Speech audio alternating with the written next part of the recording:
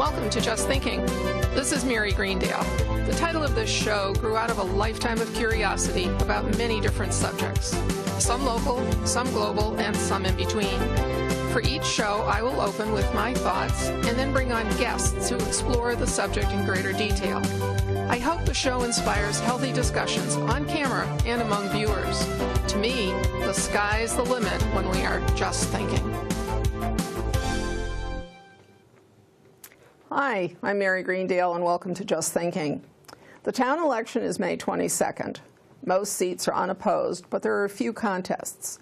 I will be interviewing candidates for any seat in which more than one candidate is running. I will ask the same questions of all candidates so that viewers can compare one to the other. I have found that this approach works better than a staged debate where people are so nervous we really can't get to know them at all. These interviews will be available at HCAT on television, on Facebook, and on YouTube. And right now, I'm going to be interviewing Chris Herbert, who is running for the school committee. And if I remember correctly, there are three vacancies, there are 3 seats. I believe so. And 4 candidates. So you end up with a contest. Okay. Yeah. So so somebody loses is what that happens anyway. So Chris, tell us about yourself. Sure. So my family and I have a wife and 2 kids, both of whom go to the Miller School. Okay. We moved here almost 3 years ago, July.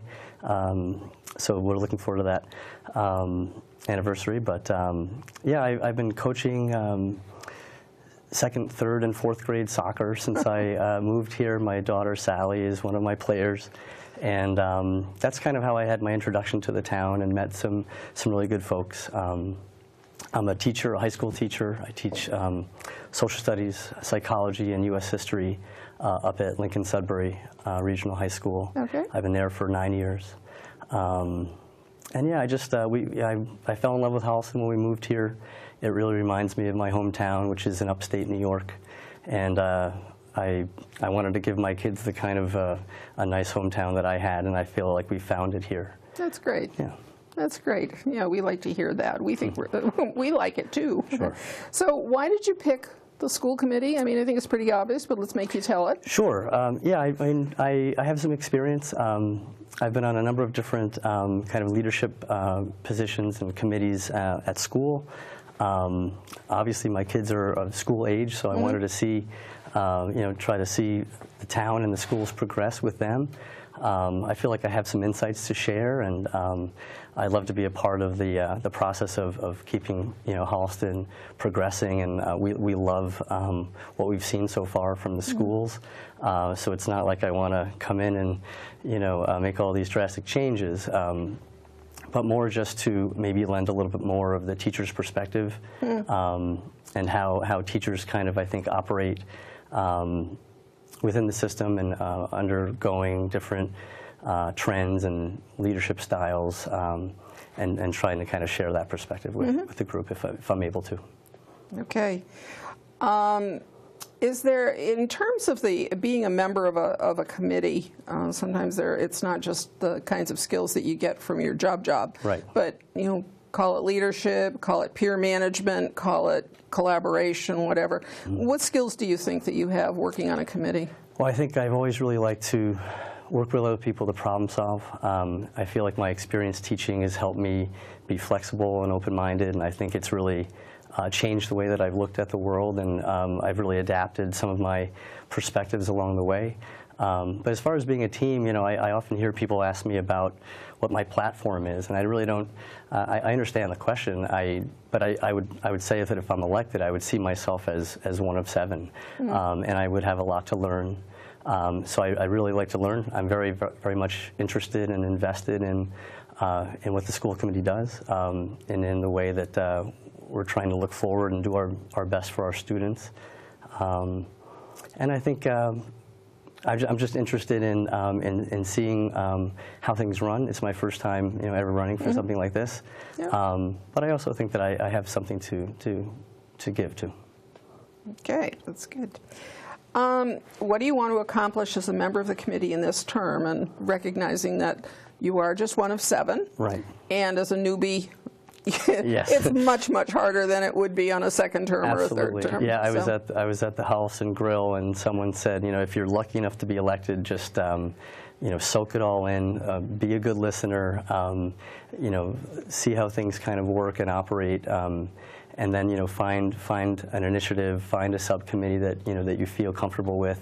So I really agree with that advice. I think that it's something that I would want to learn, and also when asked to give insights, to do that. So you're not going in as though you have this one thing that, oh my God, if I don't get this done in the first term, I'm really going to be disappointed. I don't think so. I mean, I think for me, it's a 3-year process, and I think as a newbie, I would want to be more of a listener than a leader at first. But certainly, I have ideas. I've tried to do my homework and read the minutes from the meetings going back quite a bit, and really pay attention to what I've seen going down, locally with schools and with Holliston Innovates. And obviously with our infrastructure issues. So I'm very much invested and interested in learning, but also trying to help guide the schools. Okay. What worries you, if anything, but what worries you the most about the Holliston schools? Well, I don't have too much worry. I think the infrastructure concern is just that. Working in schools for most of my adult life, I've worked in New York City and I've worked in other schools where when the physical facility is not really one that inspires safety, confidence, a nurturing environment, that's not good for learning. So I think that's a top priority. I'm also really energized by the Innovates initiative, and I love that the Chromebook initiative was passed. And I also think that, as a teacher, I've seen technology waves come, and I think you need training, and you need good teachers, and you need to give students the skills to use the technology. So there's 2 things that I think that I am most interested in, and maybe have some insights to share as well. Okay. Okay. As it is right now, do you think that the work of the committee is transparent to taxpayers? I think yes and no. I think for the most part, when I've sought information, I've been able to find it. I remember I was talking to my wife the other day and I was reading the minutes of one of the committee meetings, and there was a comment that said, a general discussion followed, and I was a little bit frustrated because I was hoping to get more. Yeah. But I understand why it's that way. But I think there's also, I was happy to see there's an update section on the, if you go to the Holliston Schools website, and if you go to the school committee, there's a nice little kind of an update kind of post. I think that's wonderful. I attended a meeting a couple weeks ago for, I think it's called Reimagining Holliston Schools, and talking about test scores. And there's a gentleman who presented about potentially utilizing Twitter as a way, which for me, I'm not terribly old, but I'm 44 and I've never used Twitter. But apparently all the other districts around us are utilizing it in school leadership to share information and make it not only kind of more transparent, but more current, so you can immediately kind of find out what's going on in meetings, and so that I think is pretty exciting to see. But no, I think if you're interested and you are motivated to find out what you want to, then you can find out what you need to. It takes a lot of work to do all of it, no matter, for sure. Really. Do you think that there's anything that the committee should do to increase its visibility with the community and the residents, thinking of that as being not the transparency about what they're doing, but reaching out to the community? Yeah, I do feel like I've had to really investigate. And I understand because the folks on the committee are volunteers and it's not a paid position. We all have lives and jobs. Yeah. I would like to see a little bit more outreach. And I think that the school and the whole system will function better if we have more eyes on it and more voices heard. I don't know exactly what that would look like, but I would like to see a little bit more outreach. I do see the email addresses of all the committee members made available. I think that's wonderful. But I do think that maybe from the citizen, from the town resident, maybe I had to do a little bit more work, and I didn't really get reached out to, per se. Do you think office hours help? I mean, I know they sometimes do them at, like, Coffee Haven or whatever. Sure, I think that would be great. Yeah. I mean, they do that occasionally. It's a matter of, how often they can or whatever. Yeah, I think with people's busy schedules, it's probably difficult, but I think it'll be worthwhile. And as long as you can get that word out that those folks are there, then it won't be a waste of time. And I think it would be a good opportunity, you know, for folks to have real conversations, as opposed to trying, like what I've been doing, trying to read minutes and trying to kind of catch up and get my sea legs. Having a one-on-one conversation might be a lot more, you know, efficient and beneficial. So. Finding how to do that. Is just and finding time is especially hard. This is true too, yeah. But I think maybe it's even something that all boards should get together over, you know, chips and beer, and just say, how do we make people understand what it is we do? Right. You know, because it really is it's a major issue. Yeah. And I know that, you know, Facebook is there, and so you get a little bit of this and blah, blah, blah. How do you get it all put together so that it makes some sort of sense to people? And Facebook is something you really have to sift through, so that can be distracting, maybe more than helpful at times. Yeah. Oh, definitely. Or it can send you off on a tangent. Sure. And then you find yourself just killing hours.